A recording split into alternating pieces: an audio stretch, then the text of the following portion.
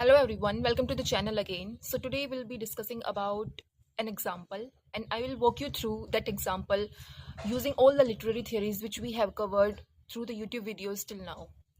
By that you will gain the understanding that how to apply questions, how to apply theories to any specific text which have been provided to you, any of the stories which you have been hearing for a very long time. So I'll be using a story which is about a monkey, crocodile, and crocodile's wife. A monkey who is living on a tree, a fruit tree, and a crocodile who is living in the river. And then crocodile and monkey becomes friend. They meet daily, they share their things. And one day the crocodile's wife asked for the monkey's hurt and how monkey tries to outsmart the crocodile, how all these things happen. That is overall the story about monkey, crocodile, and crocodile's wife. So what we are going to do today, we are going to apply all 18 theories which we have covered by using the same story which I have just told you, because it will help you to understand it in a more better way. So we will start first with the theory new criticism. So what does new criticism says? That forget the author, forget history, just focus on the text, and that's it. So by reading this story, what do you get to know about it? That there is a monkey whose hurt has been repeatedly mentioned, and it shows the symbol of trust and friendship being weaponized. There is a crocodile who lives in the river. There is a wife. The river is a symbol of danger. The crocodile's biggest weapon is his biggest weakness. He tells the plan too early. These are all the things which we found out only in the story. There is nothing outside the text. We just read the story and we got to know about it. That is new criticism. This is the lens which is showing us the different thing. That just by reading the text, we got to know these things, that these are the symbols, these are the things which is happening, and this is what they mean. The next theory is formalism. Formalism asks one question, that what literary techniques make the story work. So the monkey's hurt has been repeatedly mentioned in the story, and they say that monkey and crocodile are meeting daily. They are sharing their things with each other. So these things are building comfort, and when these things are building comfort, it makes the betrayal hit harder. The wife disrupts the friendship. The monkey restores wit and balance. So Russian formalists would say that the story creates defamiliarization, because the friendship, which is considered as the warm and familiar, is suddenly converted into something which is dangerous. And that shock is what makes it literary. This is what we do, this is what we apply in the formalism. So the next theory is structuralism. Structuralism says that there are fixed patterns and opposites underneath every story. So binary oppositions in this story are land versus river, betrayal versus trust, friend versus enemy. These are the oppositions which we are studying in this story. Claude Lévi-Strauss would say that it is not just about a monkey. It is showing that how society is understanding loyalty and its disruption. Because it is the same structure but different costume. The Panchtantra story, this is the Panchtantra story which I told you about the crocodile and monkey. So this is the Panchtantra story which we can say that it originated from here, but the pattern is same no matter it came from Africa, Japan, Russia, Korea, no matter where it came from. The structure is same. It is only the costume is different. This is what structuralism believes in. The next is post-structuralism. Post-structuralism says that wait, the meaning is not fixed, it keeps shifting. For example, in the story, who is the villain really? The wife, who just wanted the monkey's hurt because she was hungry and she wanted to protect herself. The crocodile, who is torn between the love and the friendship. And the monkey, who is he just selfish or lucky? Post-structuralism, or you can say the Derrida, they says that there is no single correct meaning.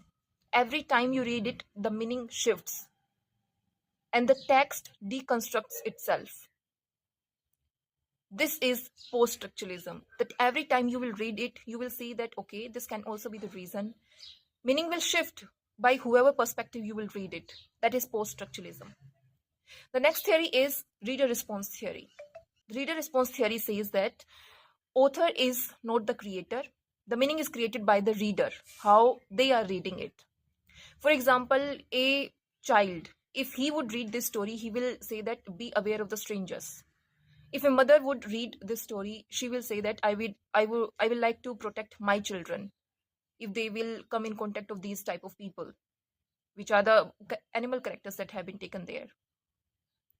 Or they could be anything else. There are different perspectives. So reader response theory says that your life shapes that what type of story you want to make through it. It is upon the readers that how do they want to conceive the story. That is reader response theory. Now the next is psychoanalytical theory. So now Freud enters the building, okay? The monkey, his safe space, his home is the ego, the controlled self. And on the other side, there is the crocodile's wife, or you can say the crocodile, who comes from the river. The river is the unconscious mind, and the crocodile comes from the unconscious, something which is unknown, something which is dangerous, deep. That is from where the crocodile emerged from. The wife's desire, the crocodile's wife desire, which is the repressed desires, because she wants the monkey's heart. That are the repressed desires that are there. Now, Freud will say that why specifically she is asking for the heart? Because the heart represents love, intimacy, friendship. And what about the monkey's escape? The monkey's escape is like successfully defending the its chaos. The story is about having your emotional core destroyed by someone whom you trusted. That is all about psychoanalytical theory. The next is Marxist theory. Marxist theory says that there is a class conflict in the fable. Now, how do you know about this? So, the monkey who is living on the tree, he is the working class. The crocodile who is going to get the monkey's hurt, he is also belonging to the working class. The crocodile's wife who is living under the water, she is here as a ruling class because she wants to consume monkey's herd which she is not even producing.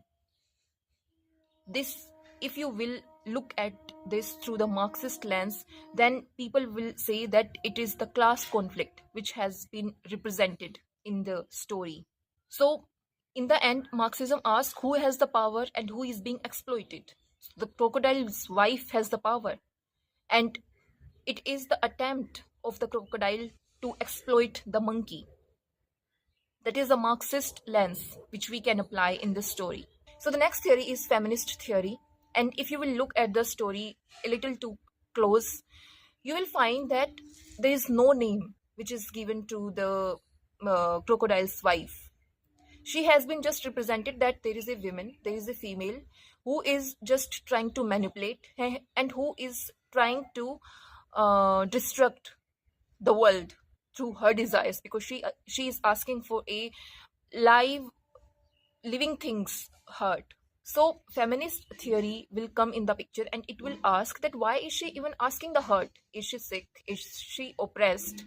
Why is she even doing that? Why is she not even given any name? What is the need of her doing all of this? That is feminist theory. If we'll ask these type of question to the story, then we will get to know the answer, and we will get to know that this is the perspective which we can also have. So the next theory is New Historicism.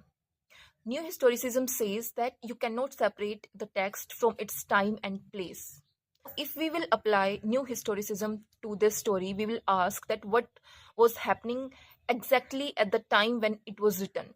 So the Panchtantra was written roughly around 3 BCE, and It was written for a purpose to teach princes that how to govern. So in the Panchtantra, the monkey which has been used, it is used to show the princes that how to rule, whom to trust in the court, and how to know the betrayal, how to be aware all of the time. So if we will use the new historicism lens to this story, then we will just ask that in which time, at what time it was written, in which era it was written, and what was happening at that point of time, what is it resonating to. So at that point of time we will get to know that it is all a political tool to show, to demonstrate to the powerful audience through a fable. That is the lens which we can have through new historicism. So the next theory is post-colonialism theory. So it asks that how colonialism has changed that how we read and value the text. So the Panchtantra is one of the oldest texts in the whole world. It traveled to Persia, then to Arabia as Kalila Madimna, and then Europeans took it, they studied them, they classified them, and they told that Greek and European stories are original and superior. So in this context, Edward Said asks us to reclaim our history as the Indian knowledge. It makes us question that why do even study Shakespeare even before reading Panchtantra? Whose knowledge is in power? Whose perspective has been legitimized? That is the question post-colonialism theory asks. So the next theory is queer theory. Queer theory challenges the assumptions about what is normal. So the deepest friendship between the monkey and the crocodile. It is showing that it is coming from the different species, different world, different background. The crocodile's wife, is she wanting the monkey's heart only, or is she jealous because of the friendship between her husband and the monkey? It is not only about talking about the sexuality, it is about what disrupts the normal social order which has been created, because we have not seen the friendship between the different species. That is what is disrupting the normal social order. This is what is making it queer. It is strange to have the relationship between the cross species. That is the lens which we can use to understand the story as well. And this is the queer theory lens. The next theory is eco-criticism theory. It asks that what is the relationship between the nature and the story. So there is a monkey who lives on the land and he is a part of the ecosystem. On the other side, there is a crocodile who lives in the river and he is also a part of ecosystem. Then what happens with the human desire? Human desire like greed, which is the wife's desire. So eco-criticism would say that it is not just the normal setting. The tree, river, crocodile, monkey, these are not just the normal setting. These are the characters which are showing that how it all disrupts the natural order which is out there. The human-like desire, which is greed, which is the wife's desire. It disrupts the natural harmony that is being created around the world. And it was the early warning to show people that this is also going to happen, that how humans action is going to disrupt the natural harmony. So this is the eco-criticism lens. The next theory is archetypal criticism. This is about Carl Jung and Northrop Frye that talks about the universal symbols. Okay, monkey here is the trickster archetype. Now, you may have known that there are various trickster archetypes which we have studied, like Tenali Rama, Birbal, Loki in Norse mythology, Hanuman, Anasi in Africa. These are the trickster archetype which we have already seen, okay? And the crocodile who is shown as the shadow, the hidden face where it is showing the friendship over their face, and underneath it they are having the enemy. This is the shadow, and the river is acting here as a threshold, the partition between the safe world and not so safe world for the monkey.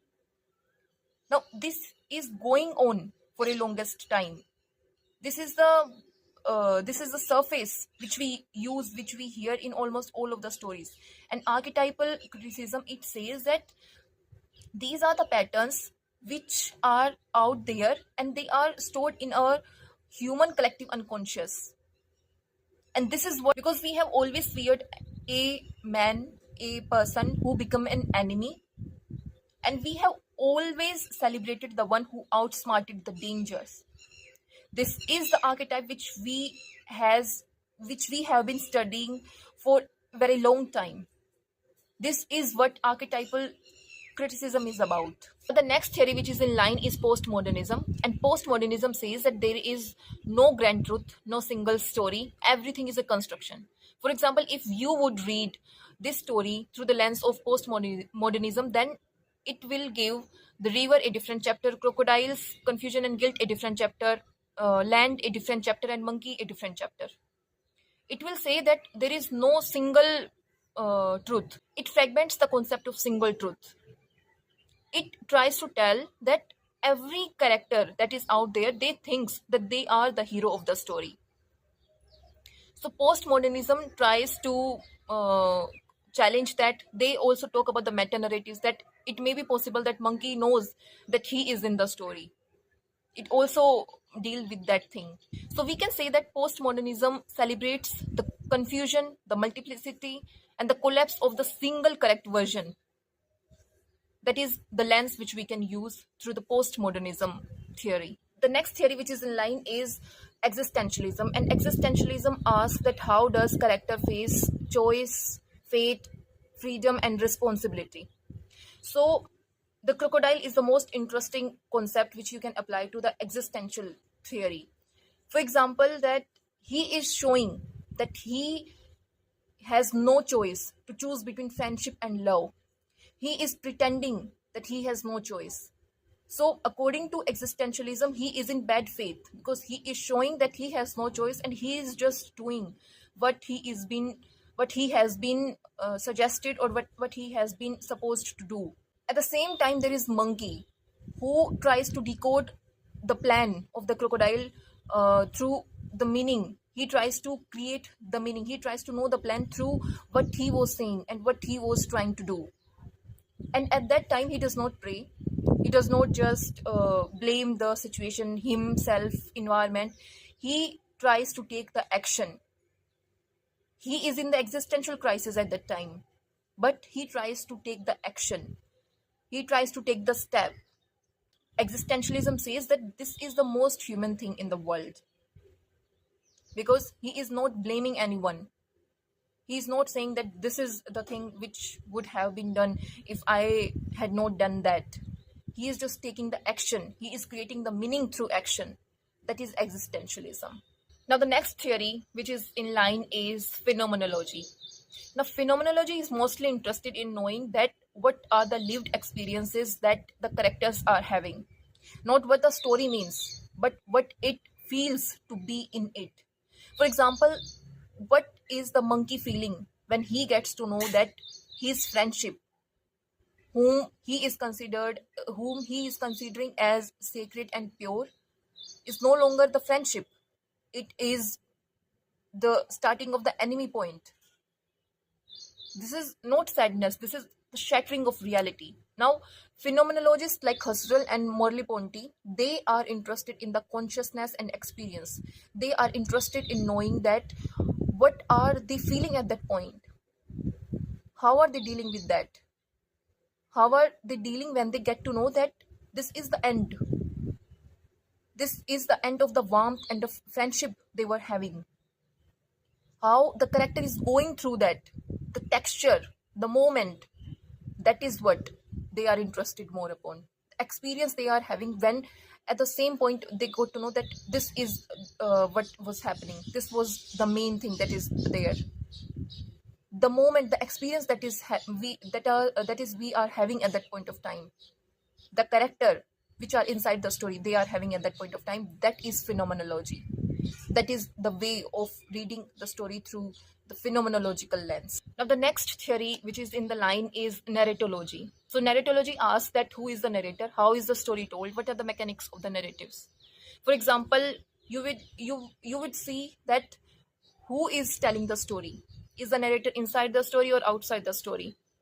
Is the story is following the linear narrative or non-linear narrative? Is the story being told from the middle of the story or is it started from the beginning? So these are the factors that are important in the narratology. It looks at the focalization, that whose perspective we are believing upon, whose perspective are we following.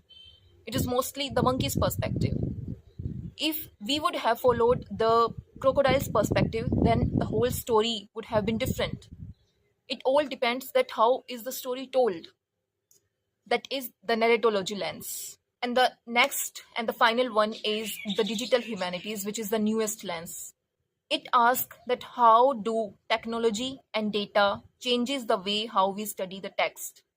Now, if we will apply digital humanities lens, or what will digital humanities lens will do in it? They will try to map all the stories, all the things which we are studying, and it will use data technology algorithm to study the text. They might use the sentimental analysis to know the emotional arc of the story. Now a digital humanity scholar would map down all the travel, that it studied from India to Persia to Arabia, and how it went from where it started, and will try to map it down digitally. So digital humanities does not reduce reading text. It just gives the data driven bird's eye to the literature.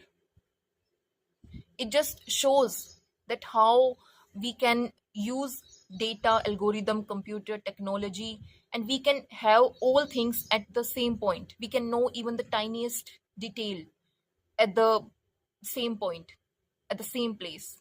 That is digital humanity lens. So you can see that after applying all these theories to the same story, you can say that the same story is there, same monkey, same crocodile. How new criticism removed the author and focused only the text. Marxism focused on the class conflict. Feminism saw and erased women. Post-colonialism saw the reclaimed history. These are the lens which does not change the story. It just gives you the richer perspective. It just gives you that how many perspectives which we can apply to the same story, and we can know the different answers. This enhances our perspective to see the story through the different angle. This is the use of literary theory, which I told you in the starting of the video, which I started, that what is literary theory. It talks about the same thing, that how can we know the thing, how can we look at the thing from the different angles and can have the different answers. So that's it for today, and I hope you enjoyed the whole series of this literary theory series. And I tried to make it as simple as I could, because almost I usually used to feel when I used to prepare for my JRF that there are very limited channels who taught about the theory in depth. Not in depth, but in a way which could be understandable for the beginners. So I tried to curate this series in that way. I hope it helps you in one way or the other. See you soon in some any other concept, or you can comment down that what would you like to see the next.